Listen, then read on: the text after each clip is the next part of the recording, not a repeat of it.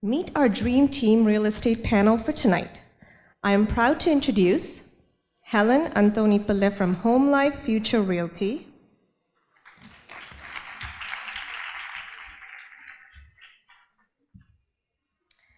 Ruby Tambeya from Remax Realty Services,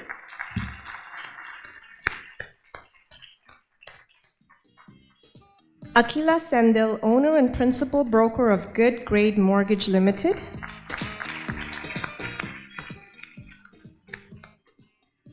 Anuja Kumarasamy from Remax Realtron Realty,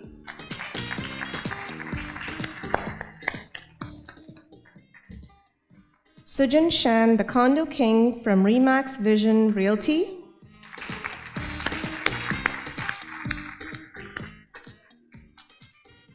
and Sameem Mohammed, broker of record for Century 21 Innovative Realty for over 400 realtors and agents.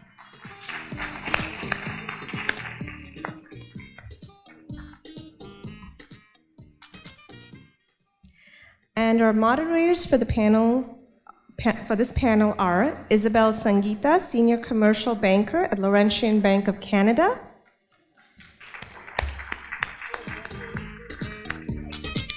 and Kubais Navaratnam, Principal Lawyer from Nava Law.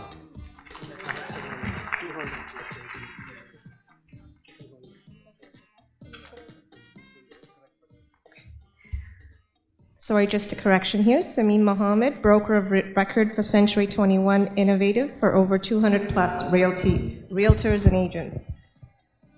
I think we've got everyone here. Ladies and gentlemen, I present to you our real estate panel for this evening.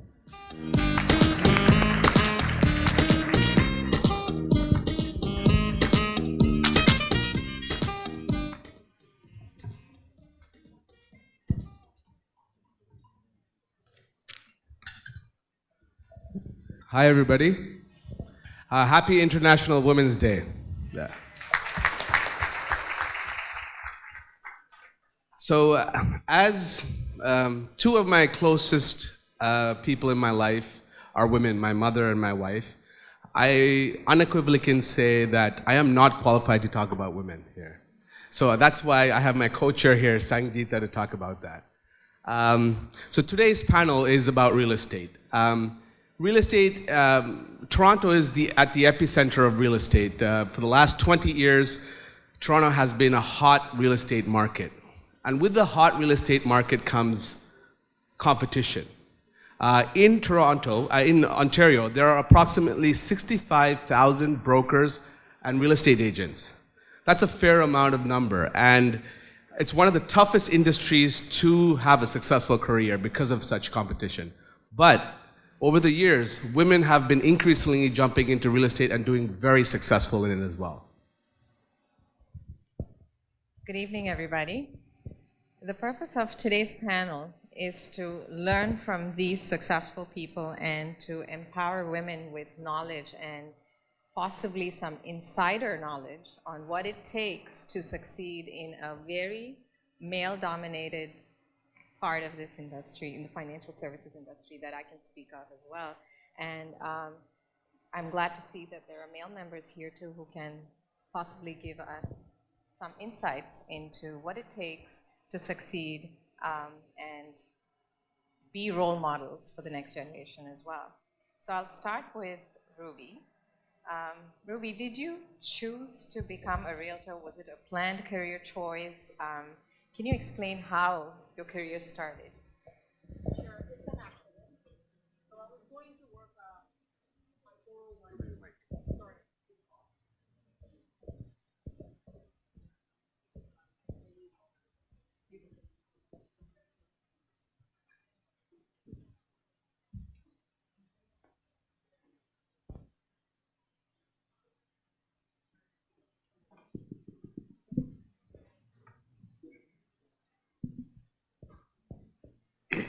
Sorry.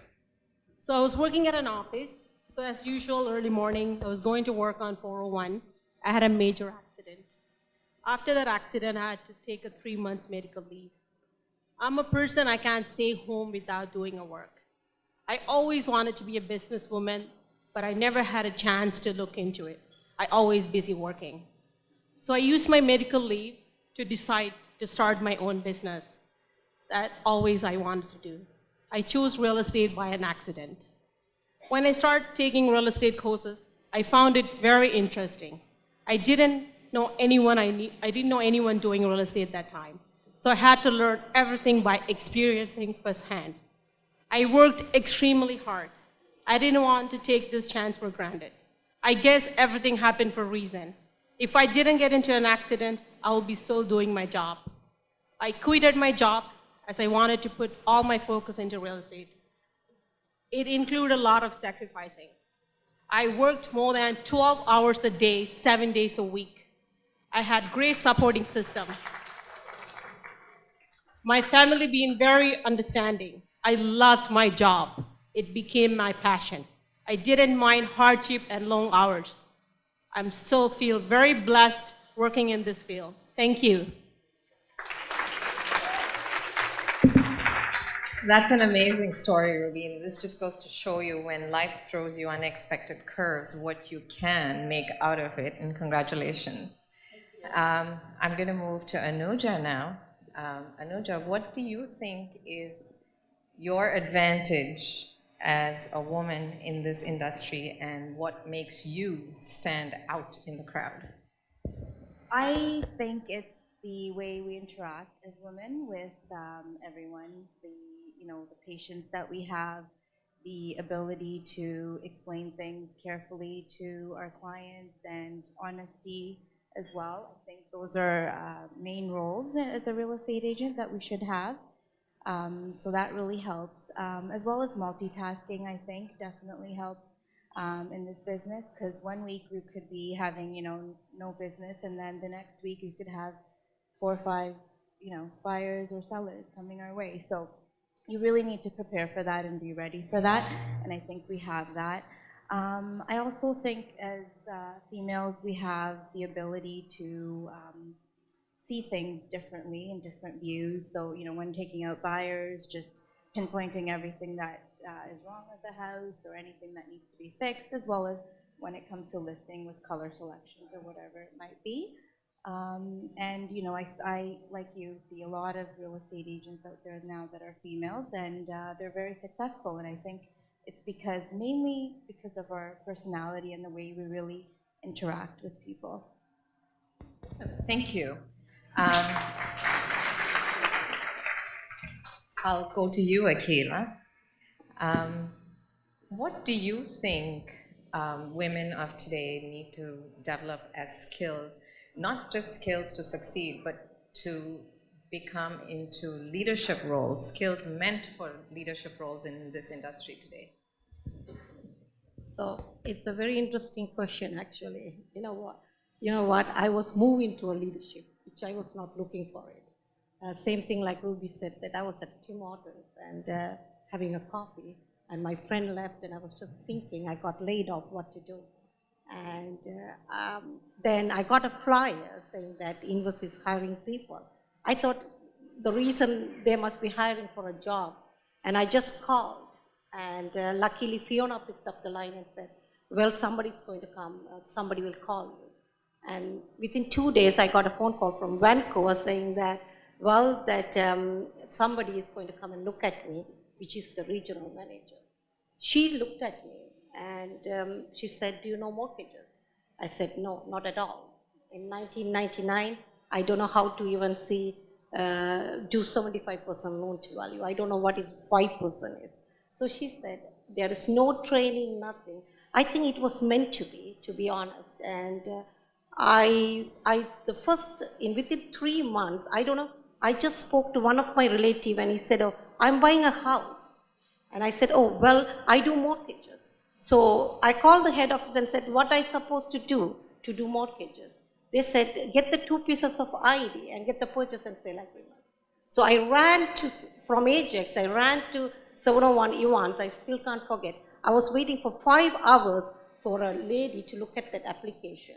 And she said, well, come tomorrow.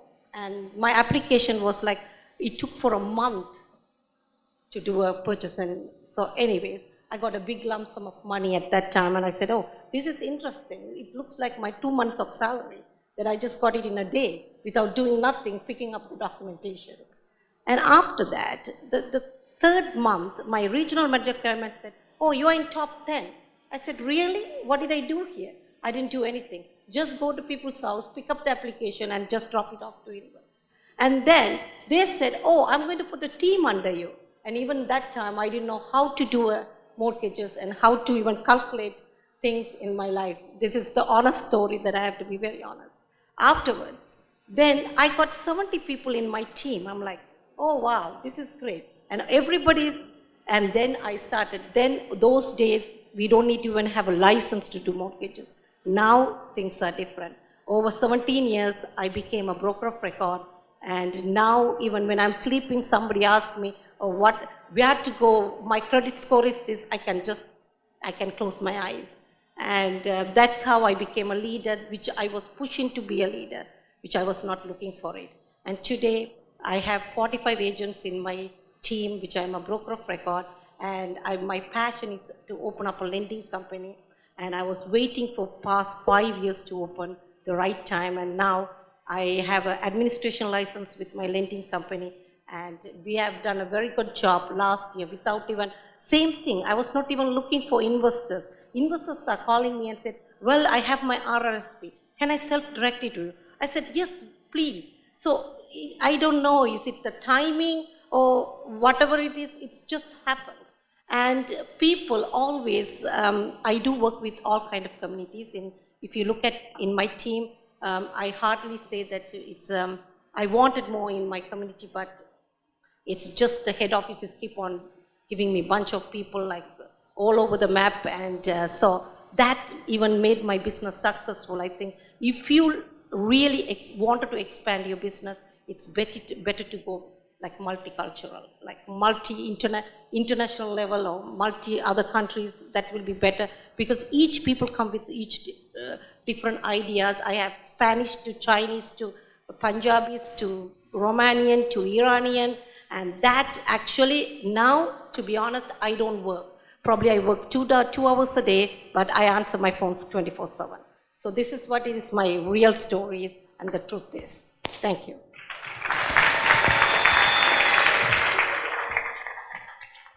Thank you, Ahila. It looks like even though these jobs came by accident, you guys have done a very good job of creating an amazing career for yourself.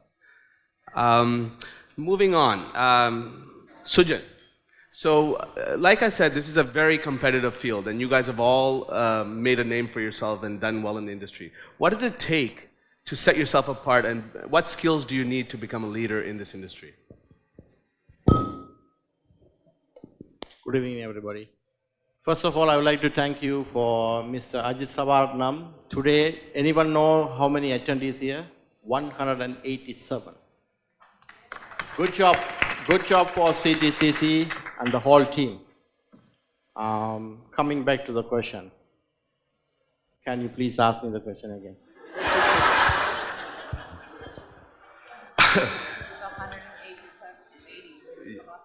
Yeah. Okay, I'll ask the question again. What skill sets are needed to set you apart as a leader in this industry, since it's such a competitive industry? See, before we start even in real estate ourselves, you had to be a passionate. Passion comes with, you have to believe in yourself, it's a willpower. But in order for, success is a relative term, but the way I interpret is success is meaning you give value, you give value to someone that, they believe in themselves and say, you know what, I become successful because of doing this. So for us, in being in a real estate, being in a leader, you have to think outside the box and say, okay, what value, because we are on a sales field. Either it can be a real estate, it can be a mortgage, it can be an insurance. In order for us to say, we are on sales, only the real estate field is the one that we do without, we are in a sales field, but we are in a field, we are saying without inventory. Think about as a self, we are a wholesaler. We don't have any inventory. We, as a realtor, we choose whether we want to be a millionaire, we want to do a listing on the $1 million listing, or someone who own a property which is $500,000. So as a realtor, we decide what listing I have to choose or what client I have to purchase. So I'm so passionate about being as a realtor to help the clients in terms of whether they want to be, involved in getting the successful. Let me come back again and say, as a realtor being involved in investments point of view, how you interpret, we've been successful helping a lot of clients by investing or helping them to succeed in their lifetime. Say, yes, buying a house or investing in something is called their lifetime changing. Or sometimes they take, okay, you know what, all my investment or all the earnings what I have done, that we are investing in lifetime changing, and we are doing it a one-time investment, and we are buying a house. This is my total investment, what I have learned or what I have earned, and then this is the total investment we are doing it. So for us to be as a leader, we had to be justify and tell them all the details in terms of, okay, where they have to invest, or if they invested, what is the potential they can get in terms of return. And if they are getting a return, okay, whether that should be able to pay your mortgage, your condo fee, or your property tax, all your expenses, and can you be able to get the net return? Can you be able to manage all the expenses, and what is the potential of growth? Or if someone is buying a property as a principal owner, where they are buying, and can they be able to afford that house and all the payments, and then they say, okay, what is the growth involved? So you have to narrow it down and say, we have a lot of investors as well, the personal use. People comes and say, okay, you know what, I'm only making 60,000, but can I be able to afford $500,000 investment or $500,000 house? Because we are living in a multicultural living, and then people compare it and say, okay, how the heck this guy is owning a $1 million, but he's only making 70,000. And I know there's a lot of bank professionals and mortgage lenders and involved in here, and you may ask even and say, okay, the total household income is only 80,000, but the guy is owns $800,000 value, and we have a mortgage lady here and saying, what is loan to value? And we say, okay, I'm putting 20% down payment. There's no CMHE involved. Can you be able to afford someone who's owning $800,000 property, but the household income is 80,000? Can you? But we have to educate the people. Okay, what is a mortgage? What is your total investment in terms of property tax? What about the hydro? Like everything. So it's a combination of it. So when clients comes in to us and say, okay, Sujan, you know what, this is what we are looking for. Can you be able to help us? So we kind of narrow it down and say, okay, you know what, for this much amount of property value worth, this is what you can afford. But overall, it's a combination of what we give them the value and say, okay, you know what, if you are buying a property value worth this much, this is what you can afford. So it's affordable is the main thing. So we kind of educate them, the clients, what their needs. Because we have to understand what the client's requirements, and then based on that, we trying to help them. But other than that, if you ask me what value or what we stand out, definitely we look for clients first interest, what they are looking for, and then we try to help them in terms of what they are looking. Mainly what we are looking for, it's what the clients need first. We understand how we can help them, and then we try to help them based on their needs, requirements.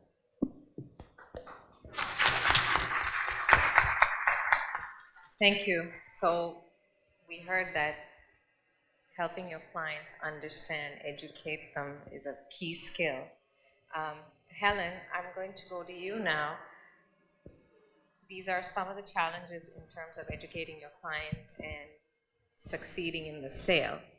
What other challenges do you see in order to be where you are at? And I'm going to throw a different angle to it too, other than the challenges that you have met as a person in this industry, as a woman and as a woman of color.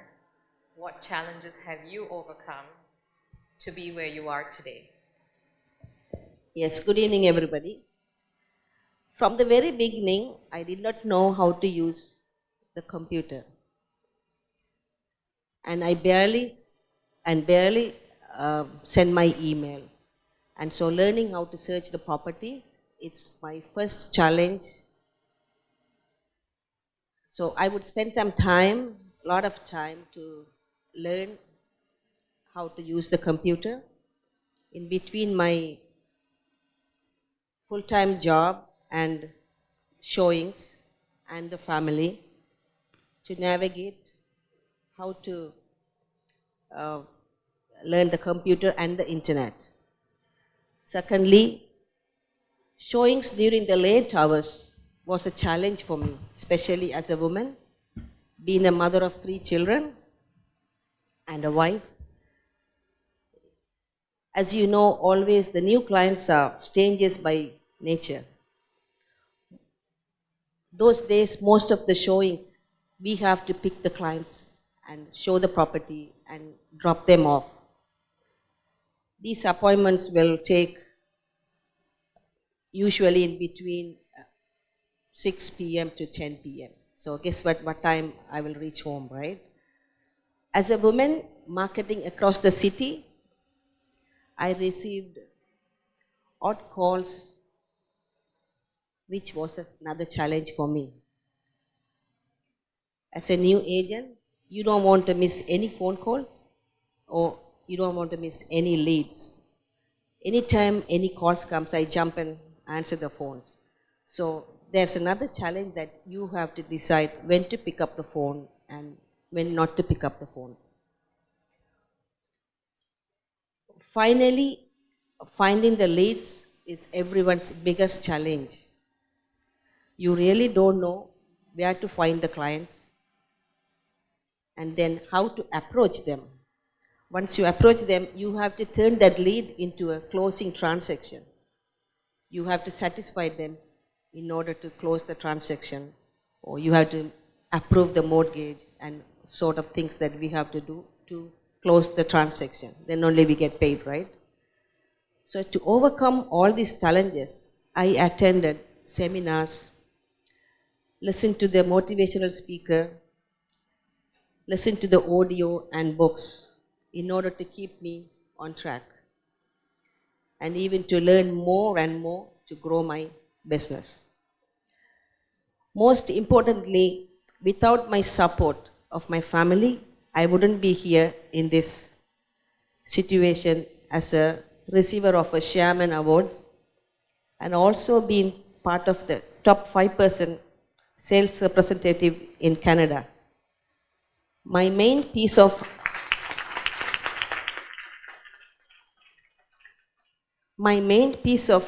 advice to all women here, potential or current realtors, is to believe in yourself and take the fear out of your mind. Lastly, don't give up until you succeed. Thank you. Thank you, Helen. From not knowing how to use a computer to winning the Chairman's Award, that is a great feat. Let's give her a round of applause one more time. So moving on, I'd like to move on to Sameem now. You've heard from a lot of panels about their experiences. Sameem, as a broker, what is it that brokerages can do to encourage women to come into this field and succeed in it? Good afternoon, everyone. First of all, I would like to thank Ajit Sabaratnam and Canadian Chamber of Commerce for inviting me and others. And as you said, I would like to discuss few statistics before answering my question. And as you mentioned, there is exactly today 64,240 real estate agents registered under Ontario Real Estate Association. Under the 40 real estate board, I think still agents are studying and enrolling. I'm sure your number 65 would be exact number, I am assuming. And by the way, the president of Ontario Real Estate, Real Estate Association is a woman, Patricia Ward. Congratulations to her and all women. I think we need to encourage women to get in and particularly have a Tamil community. Currently, there's a 42% of women enrolled in real estate. That's general. But if you compare that number to South Asian or particularly Tamil realtors, that number is half, almost 20 to 21. I did small homework and I would encourage more women to come into real estate by the panels here today to get into management or starting your own brokerage. And I would suggest, so all three of you can get together and open your own brokerage and encourage all the women to come into real estate. Real estate is one of the good field, I think, as the MPP, the Minister of Economic said. It's also still looked into as one of the low, but in terms of honesty, like, if not that level of car salesperson, but we are still up there, but we need to move up to the professionalism level.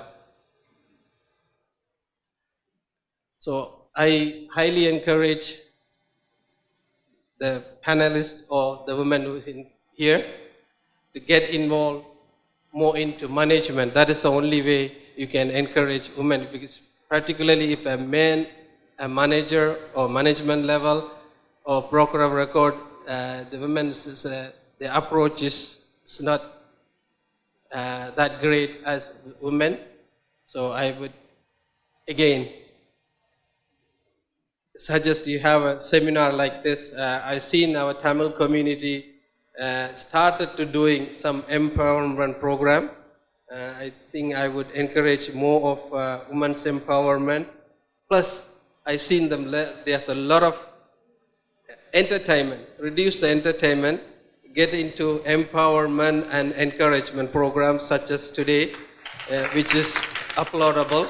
And see, when you go to entertainment, you spend maybe $100, $200 and enjoy, watch movie or some South Indian musical program. You come with a nothing gain. So you need to change your way of thinking as well, right? Thinking in terms of contributing to community, contributing to, particularly to a Tamil community. I think CTCC, Canadian Tamil Chamber of Commerce, is one of them. They started to doing this. I will upload the committee member, particularly Ajit Sabaratnam. I think the 25th year would be a great year. Let's do more programs and everybody get involved and encourage women. Not only women, I would also suggest others to start up their own business. First start your own and employ yourself. Then start creating one job for your friends or family. Then start to move on. And nothing would happen if you don't start. And as the earlier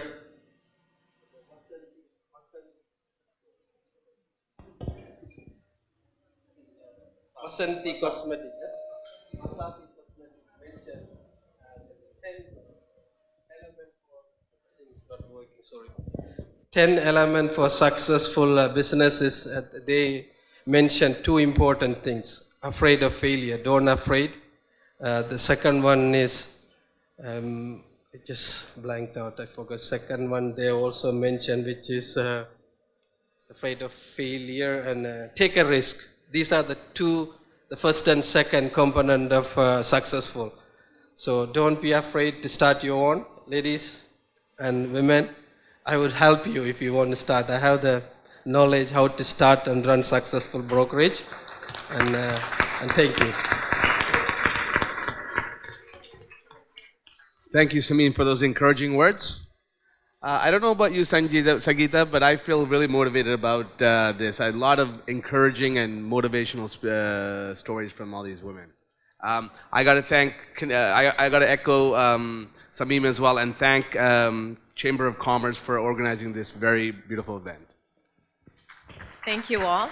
And I do agree, it's always great to sit down and listen to other professionals and their experiences, and it's a great learning point. And I do second what Samim said, where events and probably more expanded seminars such as these that are women-centric and women-focused, I encourage the community to hold such events more often and examine in depth the actual barriers for entry for women such as us, and the possibilities are endless for our successes, and to hear from other women like this and their experiences is a definite learning plus point. And I applaud Shalini and Ajit for holding this together, and I look forward to many more. Thank you for being here, and have a good night.